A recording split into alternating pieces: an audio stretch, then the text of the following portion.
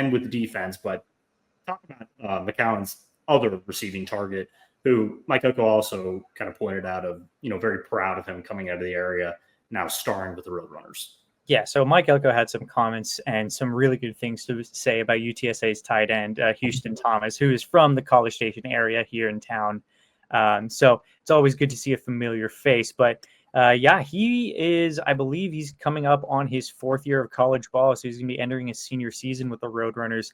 And he had a more than a breakout year last year at tight end. He had about 34 catches for 470 yards and 3 touchdowns for the Roadrunners, and it's pretty good stats coming from a tight end who was playing in the American at that time. So I believe he had a game against Tulsa where he had 132 yards. He had 2 touchdowns against Memphis.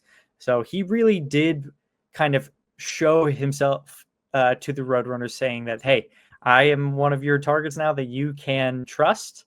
And I think he was named to the John Mackey Award watch list as well for this upcoming season. So not only are we going to be previewing him, but it looks like people nationally are going to keep an eye on him as well. So he's been noted that his leadership skills now going into his 4th year are a big thing. He is able to, I believe he just dressed down into one of the single-digit jerseys for UTSA, which is a pretty good team honor, I believe.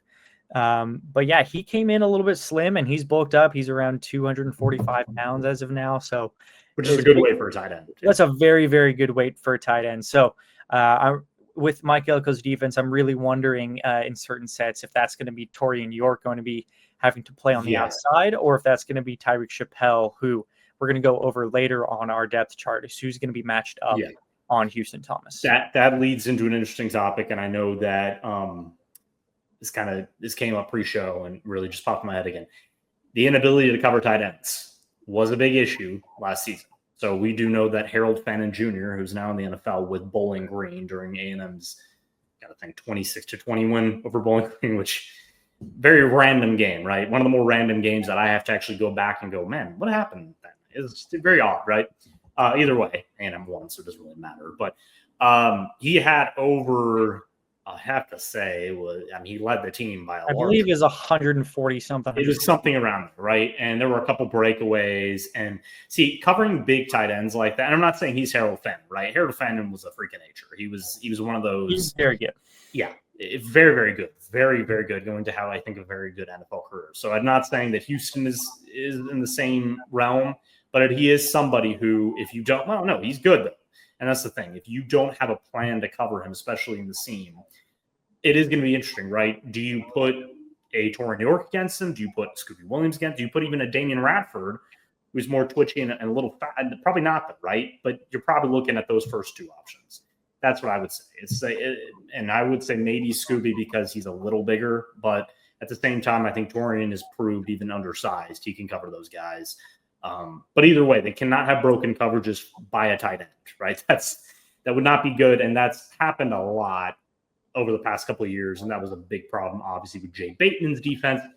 The biggest change to this offseason was that Mike Elko is now calling defensive plays. So I think that he's going to avoid that, but it has been a weird kind of wrinkle in what teams have been able to do against A&M. Like it was all, we always see that because overall, I was listening to another podcast earlier, and there was somebody, not going to name them, but they were talking about, A&M's secondary ranking was poor in the SEC last year, even though it finished, in a pretty decent territory nationally. Yeah. So that just shows you how good the SEC has been in coverage, right? That just shows you how dominant they've been because of the recruiting and because of the development.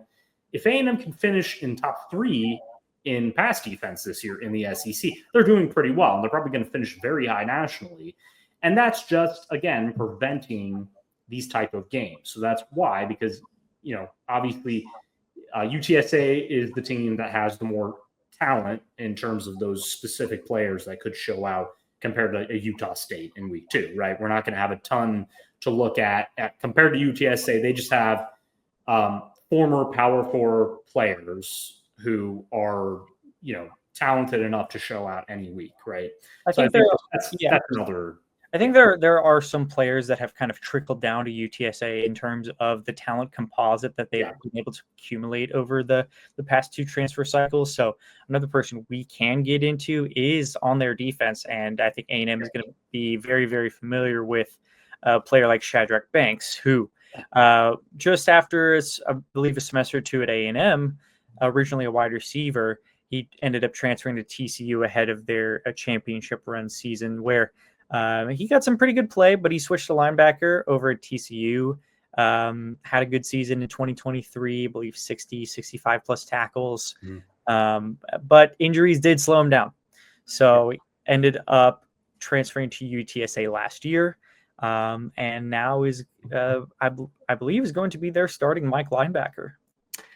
And Kendrick Blackshear is another name that, I mean, it's just really crazy when you look down these lists and you look back on recruiting cycles, and there are well-known names that you kind of forget about because they leave their first team, they transfer a couple times, and then you kind of lose track. And those are 2 guys where, but I'm going to be honest, get credit to Shadrach. I believe he goes by Shad now. So Shad, look, it's incredible when you switch from wide receiver to linebacker. That's very impressive. I mean, not a lot of people can switch positions just late in their career. It's also very hard to go from wide receiver to Mike linebacker. Exactly, especially with the play. I mean, you're basically the quarterback of the defense. So at the same time, you have to really train hard. You have to be in the film room all the time. You have to really, gain new instincts. And granted, it is when you are a wide receiver, you understand defense. It's kind of like defenses, like cornerbacks understand wide receivers. They kind of understand each other, type of thing. So I think that he always had the ability to do that. It's really crazy because he is a productive player, and he is somebody that you do have to study. And it's the same with Kendrick Blackshear, who both very talented players who it just didn't work out, right? I think you said he was with TCU. Blackshear was at Alabama for, I believe, a couple seasons. He was over there for a hot minute, transferred to Texas. Where I believe there was only a lot of play from him on the special team side, where he recorded a couple tackles, but I don't think he ever got the stuff he needed, as well as hurt his Achilles.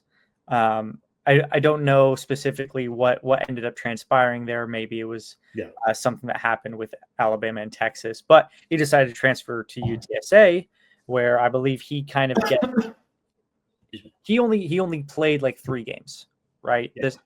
And now he gets that fresh start this year under your trailer. So he could be a sideline to sideline kind of linebacker. We don't know yet. Yeah. And that's the thing. I think, unless you have anyone else to mention, I think this is, Elko basically said, we just don't know yet, right? We just don't know. It's going to take the entire week. We're going to have to really study, like, what players do we need to point out that could be threats against the run, that, quarterback safety, that could be an issue. But I mean, the only thing that I think I can point out right now is when I look at UTSA's offensive line, they are an experienced bunch. That's it. They have, if I look right now, senior, redshirt junior in Houston Thomas over at tight end, but he's going to be blocking for them. Junior at center, senior at left guard, senior at left tackle. So they are a very, very experienced bunch when it comes to their offensive line. So that just goes back to what I was saying about their run game. If they can get that started with Robert Henry, I think that they're going to kind of dial it back a little bit and try and get that run game started. Yeah, they don't want McCowan to be dropping back the entire, because I think if McCowan's dropping back every play, they're done. Right? They're in a bad position. That's usually the kid. That's what A&M wants. They want to get that kid having to pass almost every play if they can just shut down the run immediately. Which, again, I think that's the biggest thing you and I are looking for. I think everybody's kind of looking for that.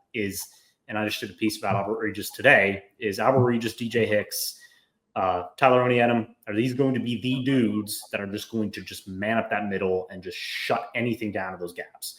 We'll see, right? We'll see. I think Regis is going to be the leader in that. I think that he's probably the most trustworthy right now. I do think Oniedem, with his experience at Iowa State and that 3-4 defense, is going to be probably the second most trustworthy. But again, DJ Hicks hasn't really shown a ton yet. This is a big year for him. If he shows out, I think this is the game to do it. I think just right out of the gate, prove that this is going to be the group all season, barring injury, obviously, because there isn't a ton of depth behind them. Obviously, there's Dylan Evans, who had a good preseason, still very young, and then you've got a lot of youth behind them that I think will see the field early. I think these first 2 games are good, especially if you get up by a certain amount. There's times where you're going to see this depth, which would be great, to be honest with you. I would love to see the younger guys get in and see what they have. But this is going to be a defense game, right? I think that A&M is going to score points. I think we can really just say I cannot wait to see Casey Concepcion on the field and catching his first pass. I think that Kyle Field's going to be rocking if you just see a huge chunk gain, just a short pass to Concepcion, for 25 yards. I think that's really going to get this offense going, and I really can't wait to see how this run game looks, because they talked about Mike Elko also talked about that on Monday, talking about him and Trooper Taylor have a hard job in front of them, right? Because these first 2 games are going to be essential to figuring out that snap count allotment for 4 to 5 running backs, right?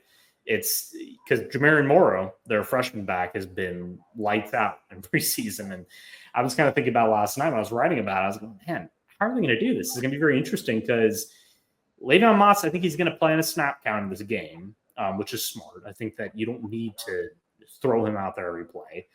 And then obviously behind him, Ruben Owens, Amari Daniels, and E.J. Smith are going to be the majority. And then I think you throw in Morrow if you're up by a certain amount. Same with kind of all the rotations.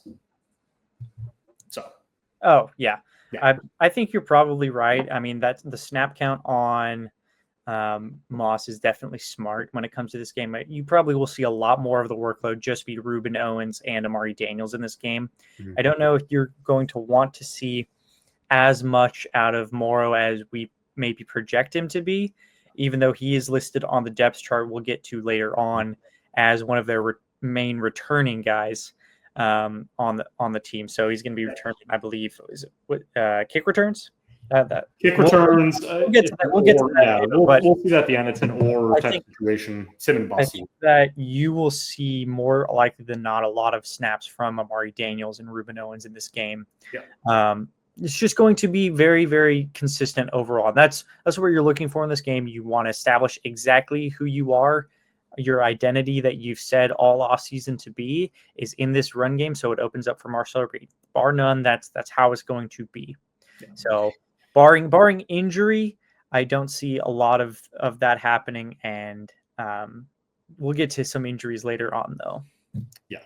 Either way, I think that this is a very good opener for them. I was actually very excited that this was the opener instead of, Stephen F. Austin or somebody like that, right? Not like a team that A&M's going to beat by just automatically by looking. It's going to be a 45-10 type of game. I just think that this is a nice challenge for them at least. I think it's good for the defense that's been lauded all offseason of the improvement. Well, now it's time to see it, right? Because there's going to be some people who maybe don't really know a lot about UTSA and they just expect that A&M just going to run them over and they should beat them because they're UTSA and you're A&M, which the whole helmet thing is always funny to me that it's like people just go, well, you are you and they're them, so they should do this. It's like, okay. But either way, this schedule couldn't prepare them better, I think, for obviously Notre Dame in week 3, which we will cover that before that game happens. But and as we did last week with Michael. But I think it just prepares you for the challenges ahead, especially with that game, and then having the bye week, and then you start really the SEC schedule just hits you in the face. And there's a lot of unknowns there, right? So you need to establish who you are over these first 2 weeks. And I'm glad that at least starts with a challenge, because you will have moments in this game where bad stuff will happen. And you have to figure out, okay, we need to get back to form. We need to fix the fixable. And I think that's just very good for what they plan to do this season, because we've seen a lot of the time that, and even with A&M, teams start out very slow. They make a lot of mistakes, even though they win by 30. And that's actually what I was alluding to. You think back to 2022 when A&M lost to App State.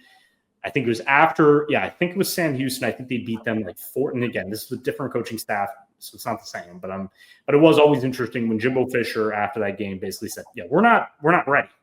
and then they go out and lose to App State. So it's like that stuff does happen where you need to face every opponent like you're an SEC play on the road. You just cannot let up at all. So it's going to be interesting because look, I would like them to run up the score a little bit. I would like them to score a lot and really put their foot down and prove like we're one of the best teams, we're one of the best offenses in the SEC, we're one of the best defenses. We don't care who you are. We're going to keep doing this every week, and that's what I want to see. And I do want to see, obviously, Marshall Reed take that next step. I want to see confidence. I want to see great blocking up front, because the one thing I think is guaranteed is that this run game is going to be humming. It's going to be dominant, and I think we're gonna see it played out on the field, and we honestly can't wait.